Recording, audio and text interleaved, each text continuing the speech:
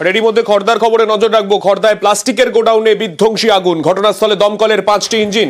কিভাবে লাগলো আগুন, কি জানা যাচ্ছে জানবো। আমাদের প্রতিনিধি সুবীর রয়েছেন আমাদের সঙ্গে। সুবীর, দেখো, তোমাকে জানিয়ে রাখি, খড়দহ রমনা থানার অন্তর্গত ডাঙ্গাডিঙ্গা এলাকাতে সেখানে কিন্তু বিধ্বংসী আগুন লেগেছে। একটি শিল্প তালুক, তার ভেতরে একটি যে প্লাস্টিকের গোডাউন, সেখানে প্রথমে আগুন লাগে। ভোর রাতেই আগুন লাগে। বিধ্বংসী আগুনে পুরো কারখানা কিন্তু পুরো ছাই হয়ে যায় এবং আগুনের তীব্রতা এতটাই ছিল যে সেই প্লাস্টিক গোডাউনের পাশে যে দুটো কারখানা, সেই দুটো কারখানাতেও কিন্তু আগুন লেগে গিয়েছে এবং সেই কারখানাগুলো ভস্মীভূত হয়ে গিয়েছে। খবর পেয়ে ঘটনাস্থলে দমকলের 5টি ইঞ্জিন এসছে।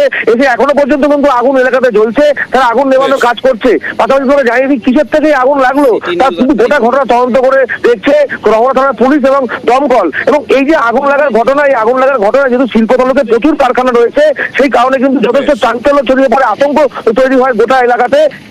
অনেক ধন্যবাদ সুবীর।